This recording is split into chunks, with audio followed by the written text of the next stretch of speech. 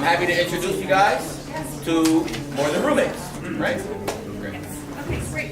So before we get started, I just wanted to do like 3 housekeeping notes. So first is super obvious. If you have a cell phone, please turn it off or turn it on silent or airplane mode or whatever floats your boat. The second thing is if we're going to have an open question session. So if you want to come up and use this mic as for the open mic session, please let us know. Third is if we're not meeting any of your needs, like if you can't hear us, see us, anything like that, or anything else, please let us know or ask someone else to let us know so that we can try to meet those needs. Test. So now we're going to get started with introductions, and we'll start with Liz. Hi, I'm Liz Anderson. I work for the North American Students of Cooperation. We are based here in Chicago, but we have members all over the country. We are a membership organization for student housing co-ops. We have over 50 members, and that represents over 5,000 residents.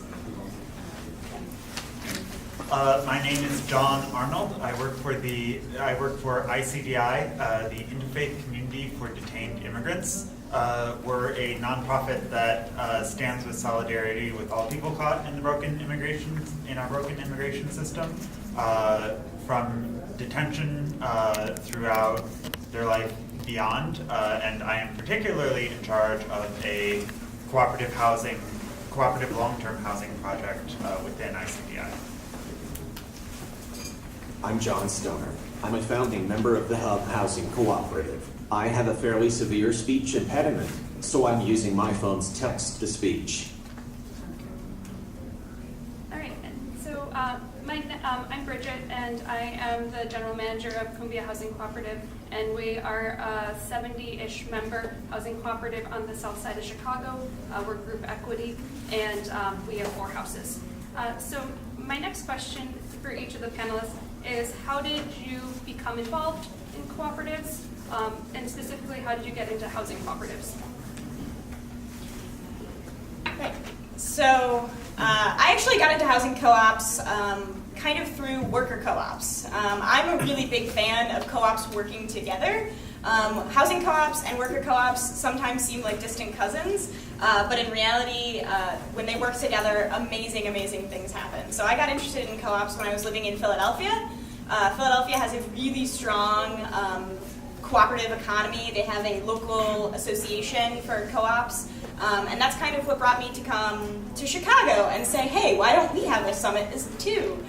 So that's why I'm very excited to be here today personally.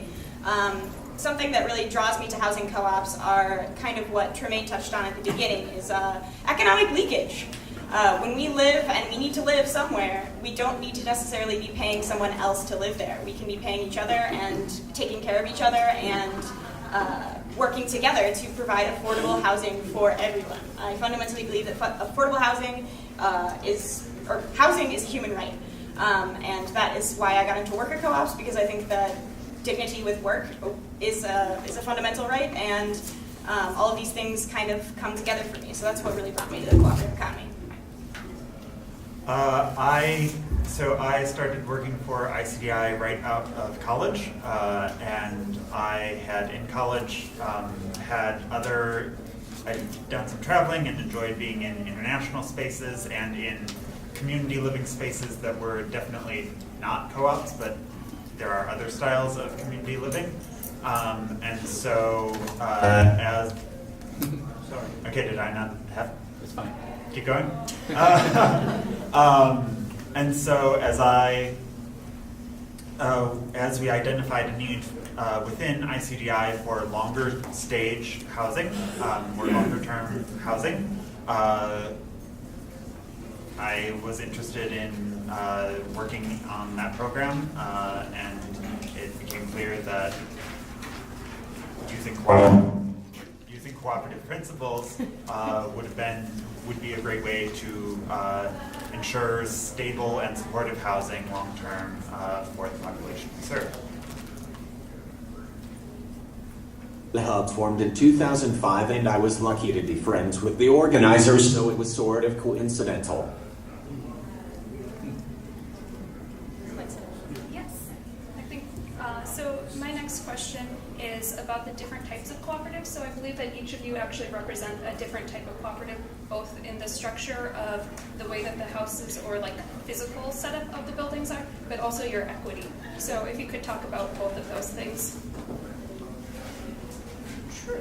So there are a couple different types of housing co-ops. There's group equity, there's market equity, and there's limited equity housing co-ops. I'll talk a little bit about group equity housing co-ops because most of our members are group equity housing co-ops.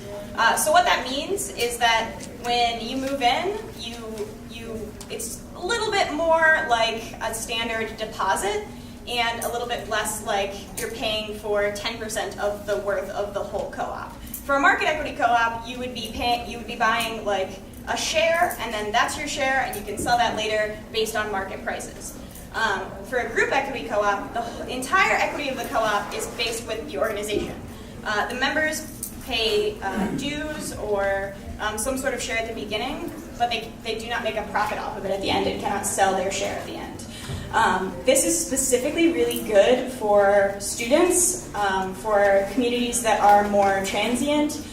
This is also a model that has been really popular for senior cooperatives because it's for people who, it's a little bit more community oriented because you're making more decisions together. You're living in the same space as other people and not, sorry.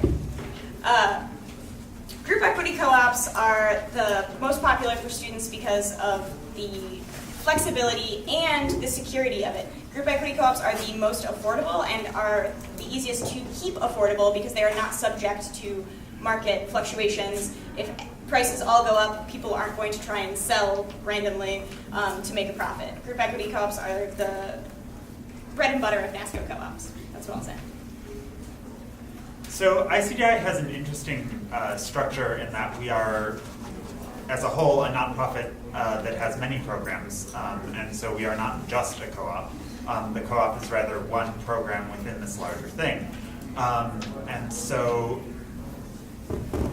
I mean, this is actually something that we are thinking through at the moment. It's that how do you show that, how do you keep the relationship between all these different programs and show that this is one united front to welcome and stand with solidarity with people who have been traumatized and hurt by our system. And yet, how do you also set up housing that does provide stability? And questions of equity are important. So currently, right now, our members do not have equity in organizations. We're also thinking through those questions to see maybe if we can change them.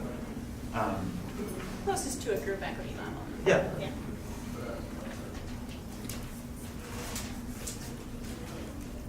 We are sort of limited equity. We do allow small equity accumulation, but that hasn't effectively happened. For us, it's a little more like being your own landlord.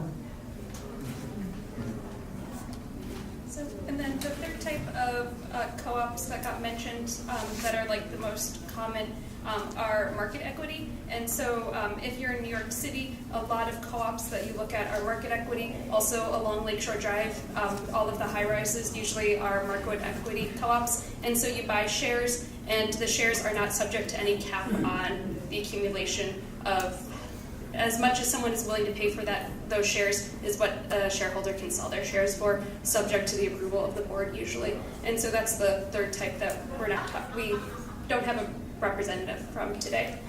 So I was also interested in the physical makeup of the different types of co-ops because there's such a wide breadth of ways that people can live together. And so if you could talk about that.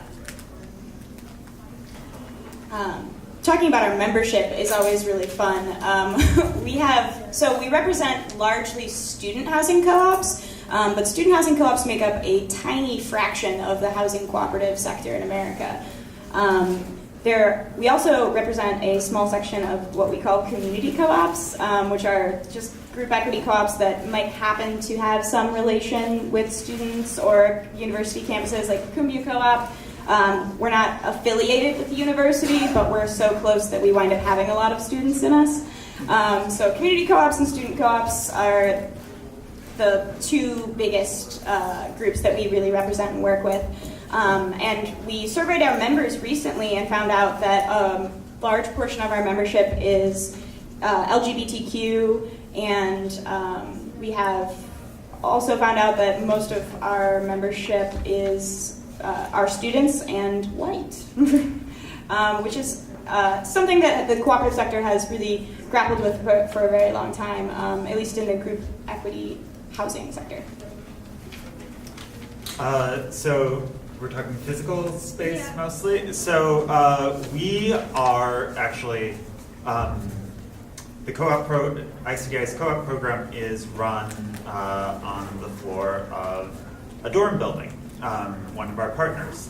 And so each of our residents has a single room that is mainly a bedroom, along with a private bathroom, and then we've got a community kitchen and eating area and lounge.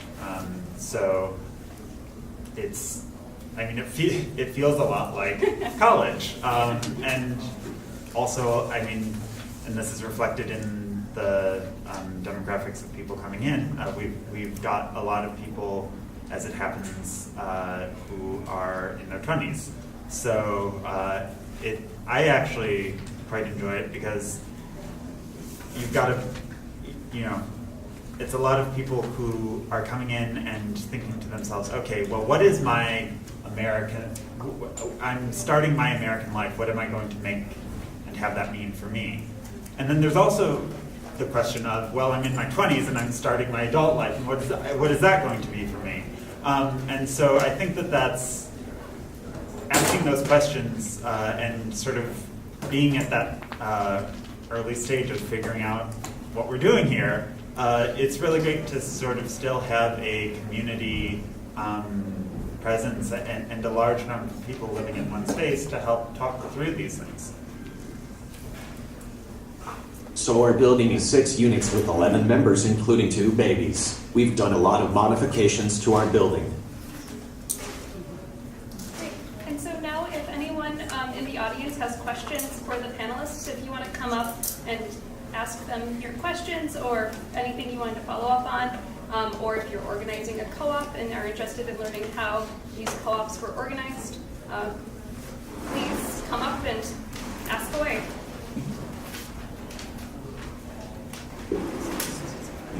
So to let everyone get settled, I have more questions. So we can keep going. This got touched on a little bit, I think, in both John and Liz's answers, but challenges of organizing co-ops. And one that Liz pulled up was that the membership of the group equity / student co-ops is predominantly white, which is a huge problem in the larger cooperative world. And so any challenges you all have experienced, both in organizing the membership, governance, living together, anything like that? Oh, challenges. Yeah. So part of my job is to go and visit housing co-ops, and that's a lot of fun. And there's, you know, I've seen a lot of different things, but there's always kind of a family resemblance of co-ops. You know, there's a little bit of mess here and there, and their board is largely confused. But being on the board myself, I recognize that being on the board and being a little confused but upfront about it is probably the best thing. What's really exciting about housing co-ops is that it's giving people an opportunity to practice democracy, like direct democracy, sometimes for the very first time. So a lot of the challenges that I've really seen are people trying to figure out how to make decisions together across differences. And these differences can sometimes seem but in the end, I've seen so many people come out of co-ops having those skills, having those decision-making skills, and learning how to compromise and build consensus with a group of people that they don't necessarily agree with. So this is probably the biggest challenge of co-ops, but also I would say one of its biggest strengths. So I cheated. So the interesting, so the co-op that my co-op is massively cross-cultural. We've got people coming from different places in Latin America, West Africa, East Africa, the Middle East, South Asia, Central Asia, East Asia, and we're all living together. And the interesting thing about that is that it, in some ways, I think it's actually easier to live in community with an international population. Because in some ways, I mean, humans are political animals, right? We are meant to live among other people in community. And it is not, it is we who have grown up in the United States and been so atomized that we forget what it's like or get alienated from each other. Living with people who have not grown up in that way, in many ways I see that it is easier for them to live with each other and to get along with each other and understand what is necessary to do that. So in some ways, it's actually, we're in a fortunate position to have people who understand what it means to live with others. On the other hand, one thing that I am still very much struggling with is that a lot of the people who live in this co-op are, we've got people working every shift imaginable. So there is no time to come together and do the sort of, to have either community bonding events as such, or to do, procedural stuff. And also, lots of our residents are coming from countries where, like, parliamentary procedure, it's just they have no exposure to that. So how do you have a spirit of democratic, equal accountability in those situations? It's still something that I'm trying to figure out. But I'm actually sort of what the experience is leading me towards is, instead of having sort of big meetings around a consensus model, is actually moving to a delegated democracy model. Yes, we are pretty much all white right now, and historically, with one exception, not current, we haven't had a lot of conflict, which I think is an artifact of some advantages to how we started, out of the community of interest, the critical NASCO community. Lots of commonality has led us in a general direction. Should I come up there or should I just yell? Yeah, so they're recording, so I think they want That you to makes use sense. the mic.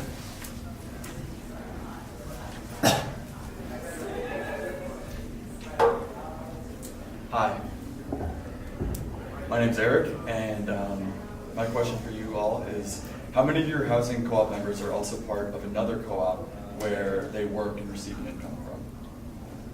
Thank you.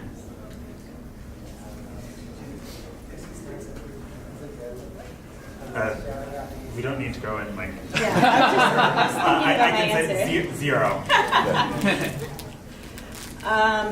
We last surveyed our members on a somewhat similar question, but we asked if they worked in the nonprofit sector or in the cooperative sector, and we did find out that besides being students, that was the next most popular profession for our members. So after being students, it was nonprofit and cooperative sector employment. So yeah, a lot.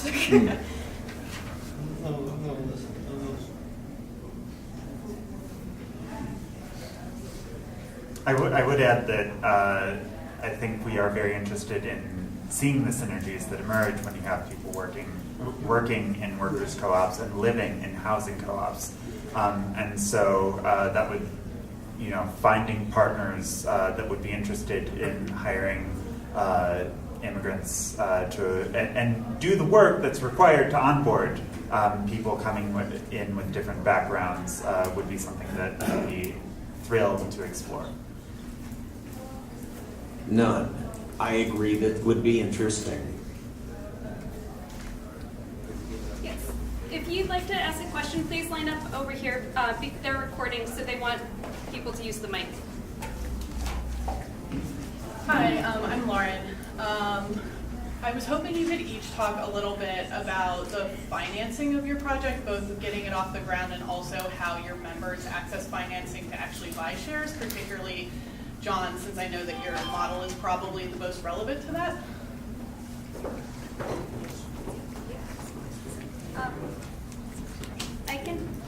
I can talk about Qumbya Housing Cooperative and how we've accessed capital as a group equity co-op. So we were founded about 30 years ago, actually this year, by students at the University of Chicago. And they reached out to NASCO, North American Students of Cooperation, where Liz works now. And they have a model called NASCO Properties, which is a co-op of co-ops. So, and it owns co-op houses across the country that it leases directly to co-ops. And then they go through the process of financing the co-ops. And they're able to use the collateral in different co-ops that have been around longer to either put down the down payment or to create the equity that's needed to launch the next co-op. And so this is a national model specifically that has so far been used for group equity co-ops or community-based co-ops. So specifically, 2 years ago, Qumbya, through another cooperative development group called Lots in Common, purchased a new house. And so we used the equity in another house of ours and the cash that we had on hand to be able to put the down payment and the equity for that. And then we used a cooperative development loan fund, shared capital out of St. Paul, Minneapolis. And they were the ones that we were able to get a loan from and start the co-op. Previously, for our other houses, we've used Chicago Community Loan Fund, who's also been a wonderful partner. I will also put in a plug for the third lender that's based in Chicago, IFF, who is very interested in cooperative development, but I don't believe that they have any cooperatives currently in their portfolio. And do any of those offer products that are like essentially mortgages for people who are looking to buy a share of equity? So if you're, John can talk more about, I think, the ways that they have been able to get money to purchase shares. Also, we have about 5 more minutes, so.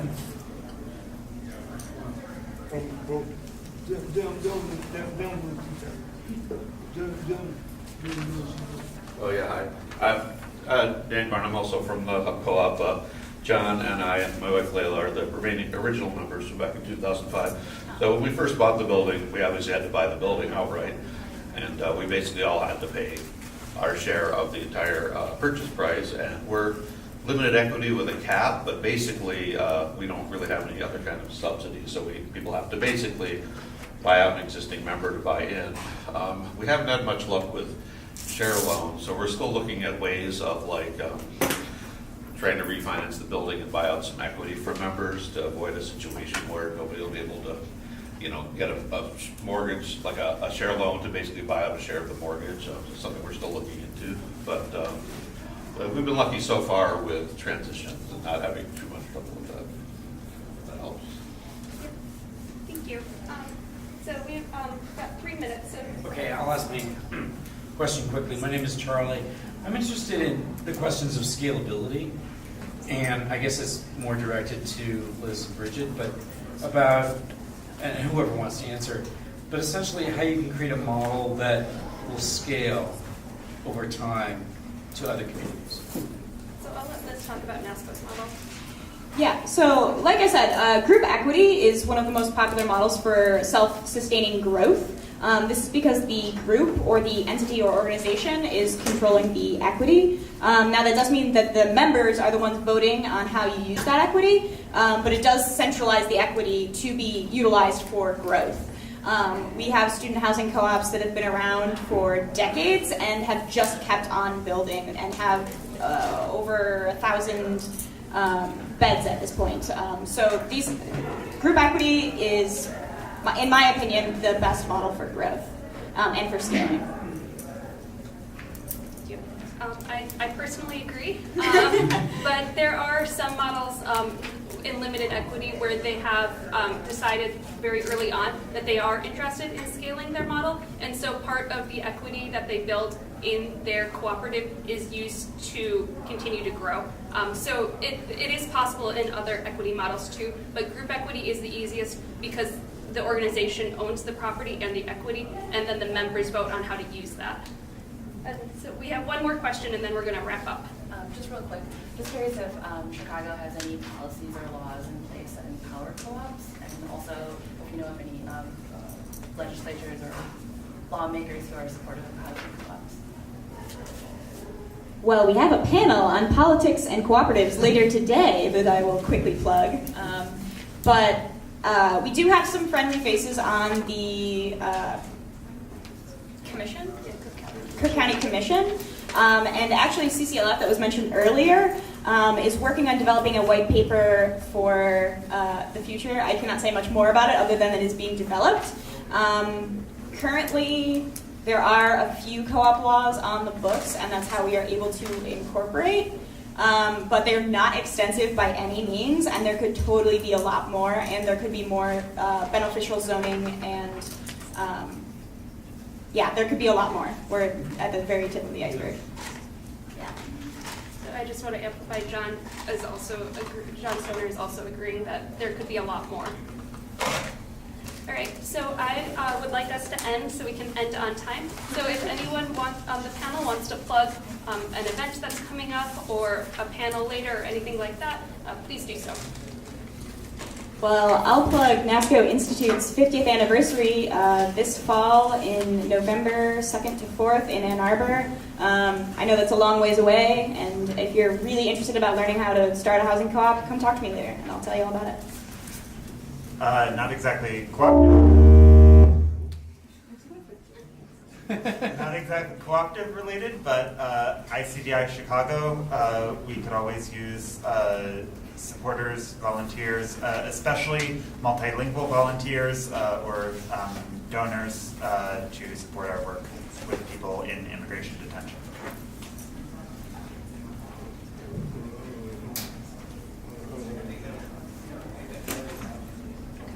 Great, so thank you, and I just want to reiterate that if you're interested in talking to anyone on the panel, I am sure that they are more than happy to talk to you for the rest of the day as well. So please find them and talk to them. Thank you all for coming. Thank you for coming.